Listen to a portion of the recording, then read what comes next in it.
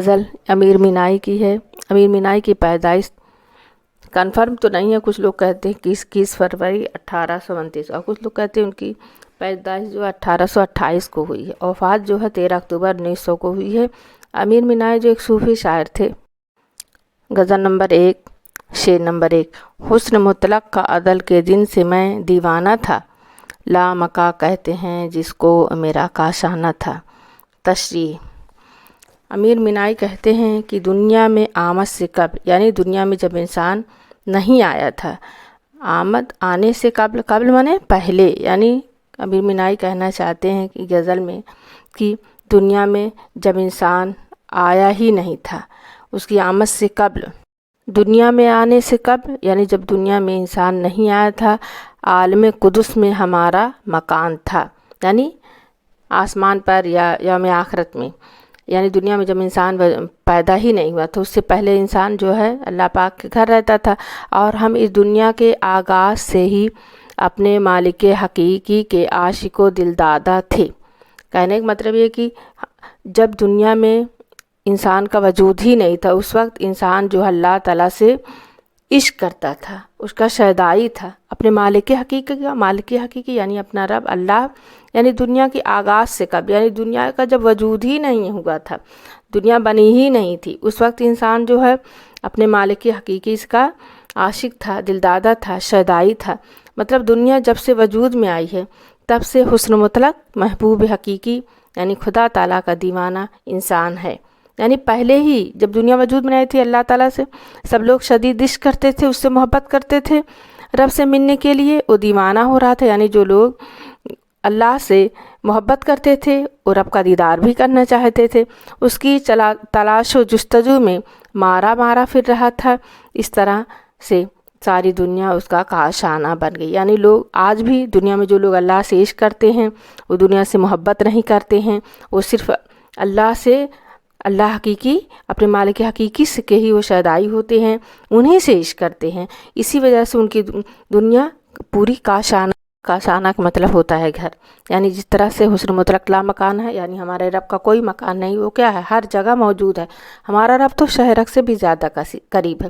اسی طرح اس کی تلاش جستجو میں اس کا عاشق بھی، انسان بھی لامکان ہو گیا ہے۔ جو لوگ اللہ سے عشق کرتے ہیں اس کے لیے پوری دنیا کاشانہ بن چکی ہے، اور کاشانہ اس کا مطلب ہے گھر، یعنی پوری دنیا اس کے لیے گھر بن گئی ہے۔ اس کے لیے کسی مسجد و مندر کی قید بند نہیں ہے کہ وہ اللہ کی عبادت صرف مسجد ہی میں کر سکتا ہے، وہ ہر جگہ اللہ سے محبت جو اللہ سے محبت کرے گا وہ ہر جگہ اللہ سے کی عبادت کر سکتا ہے۔ جس طرح حسن مطلق یعنی ہمارا رب ہر جگہ موجود ہے، اس کو دیکھنے کے لیے کہیں جانے کی ضرورت نہیں ہے، تو جلوے دیکھنے کے لیے بھی اس کا عاشق جو ہے ہر جگہ موجود ہے، یعنی ہر شے میں اللہ کا جلوہ ہے، اس کو دیکھنے کے لیے کہیں دور جانے کی ضرورت نہیں ہے۔ یعنی جس طرح حسن مطلق لا مکان ہے، اسی طرح عاشق بھی ہر جگہ موجود ہے۔ شعر نمبر 2۔ بے تعلق کیا ہمیں عشق اس کے تصور نے کیا، جب جھکایا سر غریباں اپنا خلوت خانہ تھا۔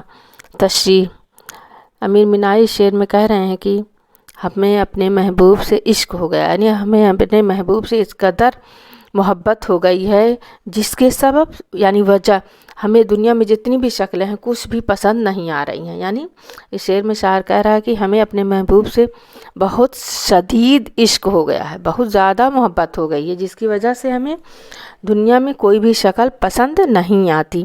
ہم جب تنہا رہتے ہیں یعنی تنہائی میں بھی ہمیں محبوب کے سوا کچھ نظر نہیں آتا، یعنی جب ہم اکیلے رہتے ہیں، تنہا رہتے ہیں تو ہمارے تصور میں صرف ہمارا محبوب رہتا ہے، اس لیے ہم نے دنیا کے ہنگاموں سے کنارہ کشی اختیار کر لی ہے۔ یعنی شعر میں شاعر کہہ رہا ہے کہ ہمیں اپنے محبوب سے بہت شدید عشق ہو گیا ہے، بہت ہی شدید محبت ہو گئی ہے، جس کے سبب جو ہے دنیا میں کسی کی بھی شکل ہمیں پسند نہیں آتی، جو بھی ہماری نظروں کے سامنے آتا ہے وہ ہمیں اچھا ہی نہیں لگتا۔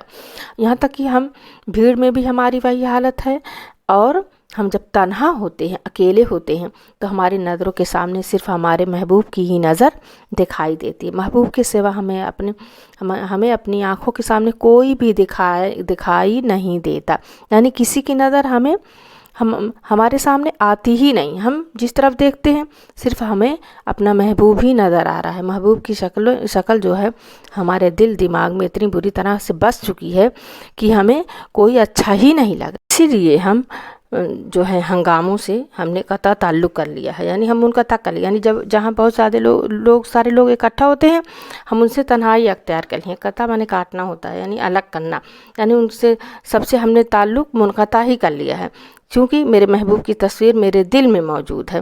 جب بھی ہمیں اپنے محبوب کی یاد ستاتی ہے، یعنی ہمارے محبوب کی یاد ستاتی، یعنی دل میں ہمارے جب محبوب کے لیے تڑپ اٹھتی ہے تو ہم خود گریبان میں سر جھکا کر اپنے محبوب کا دیدار کر لیتے ہیں۔ یعنی جب ہمیں اپنے محبوب کی بہت زیادہ یاد ستاتی ہے تو گریبان میں سر جھکا کر اس کا ہم دیدار کر لیتے ہیں۔ عاشق اپنے محبوب کے تصور میں اس قدر کھویا رہتا ہے کہ جب انسان فنا فی اللہ ہو جاتا ہے تو پھر اسے سوائے محبوب حقیقی کے جلووں کے اور کچھ نظر ہی نہیں آتا۔ وہ محبوب حقیقی کے جلووں میں اس قدر کھویا رہتا ہے کہ دنیا سے بے تعلق ہو جاتا ہے۔ اس شعر کو مومن اپنی زبان میں کہتے ہیں، یعنی ان کا مومن کا یہ اشعار ہے: تم میرے پاس ہوتے ہو گویا جب کوئی دوسرا نہیں ہوتا۔ شعر نمبر 3۔ باغ عالم میں تماشا باعث غفلت ہوا دیکھنا آنکھوں کا کانوں کے لیے افسانہ تھا۔ شاعر کہتا ہے کہ دنیا کے نظاروں کی حقیقت اس افسانے کے مانند ہے جسے دیکھ کر سنتے رہنے کو جی چاہتا ہے، لیکن یہی باغ علم کا تماشا ہے، ہم اپنی غفلت کے سبب دنیا والوں کے لیے تماشا بن کر رہ گئے ہیں۔ دنیا کی رنگینی اور اس کی شرابی تصورات نے ہمیں حقیقت سے دور کر دیا ہے، اور ہماری آنکھوں پر غفلت کی ایسے پردے پڑے ہیں کہ ہم کہیں کے نہ رہے، اور ہم دوسروں کے لیے عبرت ناک تماشا بن کیے ہیں۔ اس فقر میں الجھ کر اپنی منزل مقصود کو بھلا بیٹھے ہیں، لوگوں میں ہماری بربادی کے افسانے بیان ہونے لگے ہیں۔ شعر نمبر 4۔ اس قدر اس کے تصور نے مٹایا مجھے شبہ ہوتا ہے، ہستی میں کبھی تھا نہ تھا۔ شعر کی تشریح: محبوب کے تصور نے عاشق کی ہستی کو معدوم کر کے رکھ دیا ہے۔ عاشق کہتا ہے کہ مجھے شک ہوتا ہے کہ میرا وجود تھا بھی یا نہیں، یعنی عاشق اپنے محبوب کی محبت میں اس قدر دیوانہ ہو گیا ہے کہ اسے اپنی حالت کا کچھ بھی احساس ہی نہیں ہے۔ وہ اپنے محبوب کے تصور میں اس قدر کم ہو گیا ہے کہ اس کی ہستی کا وجود معدوم ہو گیا ہے۔ اب تو صرف محبوب ہی محبوب باقی ہے اور عاشق کی ہستی فنا ہو چکی ہے، یعنی خدا سے الگ انسان کا کوئی وجود ہی نہیں ہے۔ شعر نمبر 5۔ تشریح نمبر 5۔ آزما دیکھا اسے 100 بار ہم نے، اے امیر آشنا سے آشنا بیگانہ سے بیگانہ تھا۔ امیر مینائی کہتے ہیں کہ میں نے اپنے محبوب کو 100 بار آزما کے دیکھ لیا ہے۔ جو اس سے محبت کرتا ہے وہ اس سے محبت سے پیش آتا ہے، اور جو اس کے ساتھ غیرت برتا ہے۔